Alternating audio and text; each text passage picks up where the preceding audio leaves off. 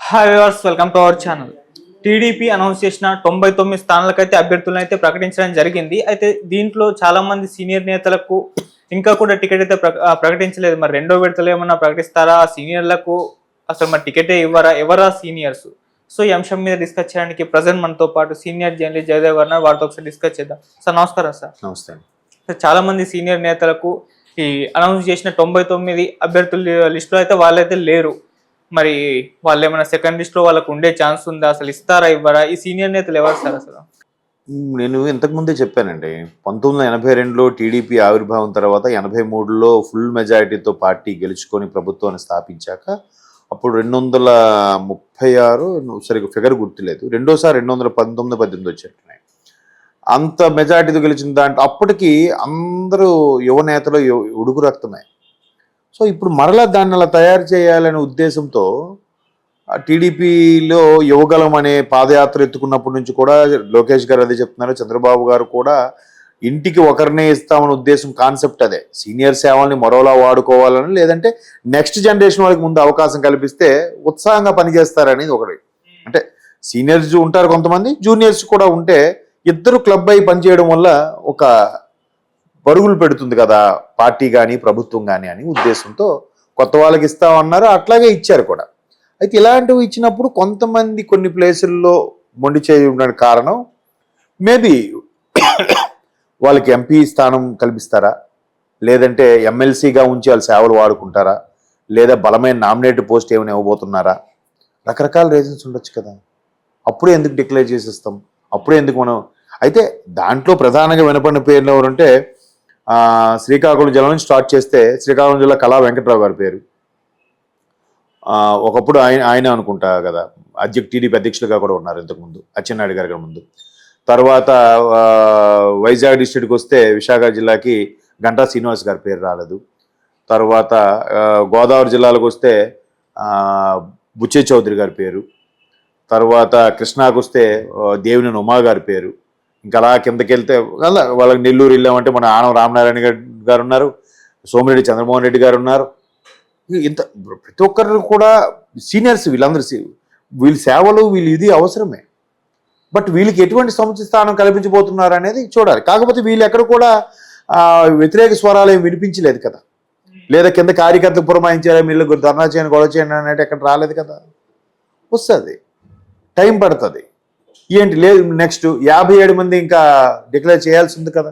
94, 24 కలిపితే 118 ఎంతో అవుతుంది. అంటే ఇంకా 170కి 57 స్థానాలు పెండింగ్ ఉన్నాయి కదా.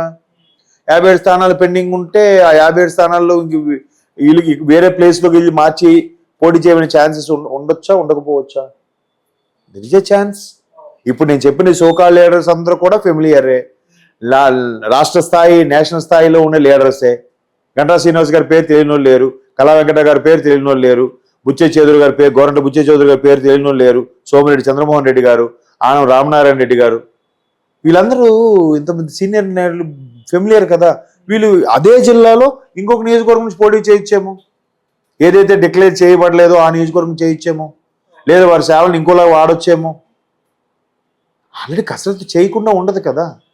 పైగా పార్టీ జెండా ఎన్ని జరిగినా పార్టీ జెండా పట్టుకొని మోస్తూ నిలబడే వాళ్ళకి, ఆ విశ్వాసంతో ఉండే వాళ్ళకి ఖచ్చితంగా అన్యాయం చేయబోదు.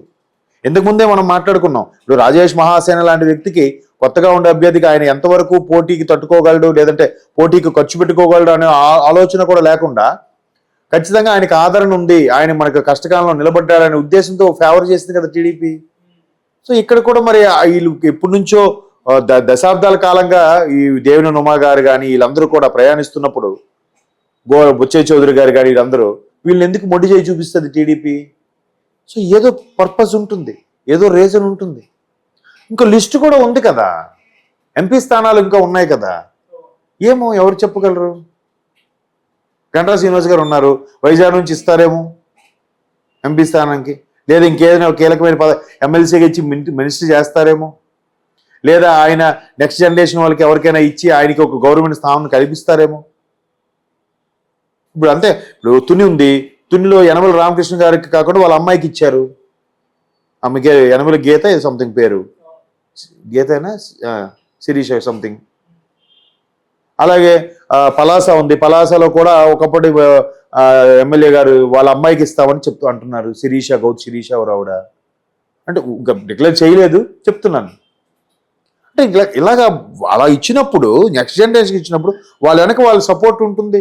వాళ్ళ ఆలోచన విధానానికి ఎలాగ క్యాన్వాసింగ్ చేయాలి, ఎక్కడ ఎలాగ ఆచితూచి అడుగులు వేయాలి. ఒకవేళ ఈ కొత్తగా వచ్చిన వాళ్ళకి కూడా మినిస్ట్రీ పదవి ఇచ్చారనుకోండి, వాళ్ళు ఒక్కసారి దూసుకెళ్ళిపోకుండా ఎక్కడ బ్రేక్ వేయాలి, ఎక్కడ ఆచితూచి మాట్లాడాలి, ఎక్కడ ప్రభుత్వ పరంగా మాట్లాడాలి, ఎక్కడ ప్రజల కోసం చేయాలి, ఏ సామాజిక కార్యక్రమాలు నిర్వహించాలి, ఎటువంటి సంక్షేమ పథకాలు ప్రజలకు అందేలా చూడాలి అనేది కూడా గైడెన్స్ ఉండాలి కదా.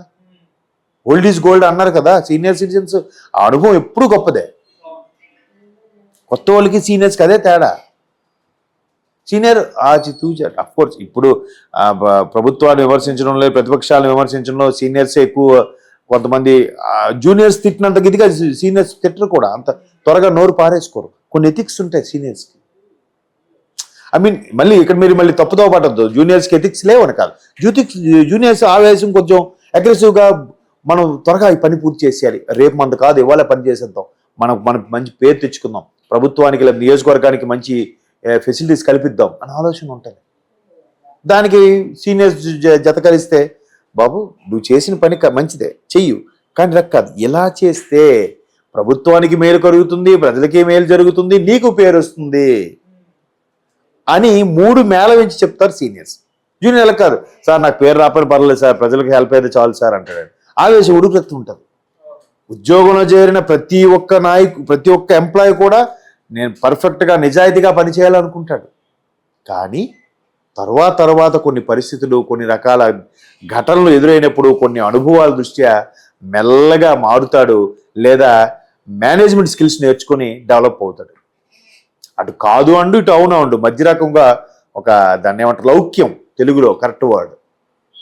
ఆ లౌక్యం సీనియర్స్ దగ్గర బాగా ఉంటుంది. మరి అది అవసరమే కదా. సో వాళ్ళు తెర వెనుకుండి తెర ముందు ఈ యంగ్ జనరేషన్ పెట్టి నడిపిస్తారు కూడా. అవసరం, వాళ్ళు అవసరం, వీళ్ళు అవసరమే. ఇందుకు ఉంటేనే 2 చక్రాల బండి నడుస్తూ వెళ్తుంది. అంతే కదా. ఇప్పుడు మొన్న బీజేపీ కూడా చూడండి ఏం చేసింది, పార్టీల్లో మ్యాక్సిమం యువ రక్తం వాళ్ళకే ముఖ్యమంత్రిగా ప్రకటించింది కదా. మరి సెంట్రల్లో ఎంతమంది సీనియర్స్ ఉన్నారు? ఈ రోజుకి అద్వానీ గారికి ఏమైనా వెయిట్ తగ్గిందా? అడ్వాణి గారికి వెయిట్ అడ్వాణి గారిదేగా. మోడీ గారు మరి 60+ ఉన్న ఆయన వెయిట్ ఆయనకు ఉందిగా. రాజ్నాథ్ సింగ్, చాలామంది సీనియర్స్ ఉన్నారు కదా. అలాగని సీనియర్స్ పక్క పెడుతున్నారా? కొంతమందికి కొన్ని రకాల అవకాశాలు ఇస్తున్నారు. రామ్నాథ్ కోవింద్ గారు అనేవారు మాజీ రాష్ట్రపతి. ఆయన గతంలో చాలా సేవలు చేశారట. ఆయనకి ఆ సముచిత స్థానం కల్పించాలి, తీసుకొచ్చారు, సడన్గా రాష్ట్రపతి చేశారు. ఎవరు చెప్పక్కర్లే, సేవలు గుర్తిస్తారు. టీడీపీలో కూడా అది ఉంది. బాలయోగ్ గారికి మరి లోక్సభ స్పీకర్, మొట్టమొదటి దళిత స్పీకర్గా అవతరించాడు ఆయన, బికాస్ ఆఫ్ టీడీపీ. నెక్స్ట్ ఇప్పుడు వచ్చే యంగ్ జనరేషన్లో కూడా మహిళలకు కూడా పెద్దపీట వేశారు, చూసారా? అక్కడ అబ్బాయి అనే కాదు, అమ్మాయికి కూడా అవకాశం ఇచ్చారు, సీనియర్స్ తాలూకు అమ్మాయిలకు కూడా. మరి 33% అనేది కూడా న్యాయం చేయాలిగా. రిజర్వేషన్ ఉన్న సీట్ల వరకు తప్పదు, కేటాయించాలి. అది ఎస్సీయా ఎస్టీయా వాళ్ళకి ఇవ్వాలి. మిగతా వాటి దగ్గర ఆలోచించి న్యాయం తీసుకున్నారు కదా, మరి న్యాయం అయినట్టేగా. ఇప్పుడు రేపొద్దు మన తెలంగాణ ఎన్నికల్లో రేవంత్ రెడ్డి గారు అదే దుయ్యబట్టారు బీఆర్ఎస్ని. మీరు ఆడవాళ్ళకి ప్రాధాన్యత ఎంతవరకు ఇచ్చారు, మీరు పోటీ చేయడానికి సీట్లనే కల్పించలేకపోయారని. అక్కడ అది ప్రతిపక్షాలు రేపొద్దు ఇప్పుడు క్వశ్చన్ చేయడానికి ఛాన్స్ లేకుండా అమ్మాయిలకు కూడా అవకాశం కల్పిస్తున్నారుగా. సో అంచేత ప్రతి ఒక్కరు కూడా ఆ సీనియర్స్ వాల్యూ ఉంటుంది, జూనియర్స్ వాల్యూ ఉంటుంది. సీనియర్స్ సేవల్ని జూనియర్స్కి ఎలాగ వాళ్ళ బ్యాక్ బోన్గా ఉండి ఎలా సపోర్ట్ చేయాలనేది వాళ్ళ పాత్ర వాళ్ళకు ఉంటుంది. ఇప్పుడే అందుకే తొందరపడి నిర్ణయాలు తీసుకోవడం వల్ల కొన్ని జరగాల్సినవి మిస్ అయిపోతుంటాయి. ఇప్పుడు టీడీపీ జనసేన కూటమిలో కూడా కొంతమంది జనసేన నుంచే ఎక్స్పెక్ట్ చేసిన డిసప్పాయింట్ అవుతారు కదా. మరి వాళ్ళ పరిస్థితి ఏంటి? ప్రభుత్వం రానివ్వండి అయ్యా, మీకేదో చూస్తాము చేస్తాము అని ఏదో ఉంటుంది. ప్రభుత్వం వచ్చిన తర్వాత పార్టీకి చెందిన అధ్యక్షులకు కూడా పవరే వస్తుంది కదా. అది ప్రభుత్వానికి చెందిన పదవి కాకపోయినా పార్టీ అధ్యక్షుడు అనేసరికి ఒక పవర్. ఇప్పుడు సెంట్రల్లో బీజేపీ ఉంది, నడ్డా గారికి ఎందుకు అంత ఇమేజ్? ఆయన అధ్యక్షుడు, బీజేపీ అధ్యక్షుడు అంటే ఎంత ఇమేజ్? ఒక ప్రధానమంత్రికి ఉన్న ఫాలోయింగ్ క్రేజు, ఆ సెక్యూరిటీ ఉంటుందా లేదా? అలాంటివన్నీ కల్పించబడతాయి. తర్వాత వెయిట్ చేయాలి, ఆవేశపడితే జరగదు. అర్థమైందా? సో కాబట్టి సీనియర్స్ కూడా మంచి ఇప్పటి నుంచో ఉన్న సీనియర్స్, అలాగైతే ఎప్పుడో ఇప్పటికి పార్టీ ఫిరాయింపులకి వెళ్ళిపోయేవారుగా. ఇప్పుడు నేను చెప్పిన సోకాల్డ్ లీడర్స్, సీనియర్ లీడర్స్, వాళ్ళు ఖచ్చితంగా ఈ పార్టీ కోసం నమ్ముకొని ఉన్నవాళ్ళు కాబట్టి వాళ్ళు అంత త్వరగా ఆవేశపడరు. మీరే చూస్తారు వాళ్ళకి ఎటువంటి స్థానం కల్పించబడుతుంది అనేది. అది okay, thank you so much sir.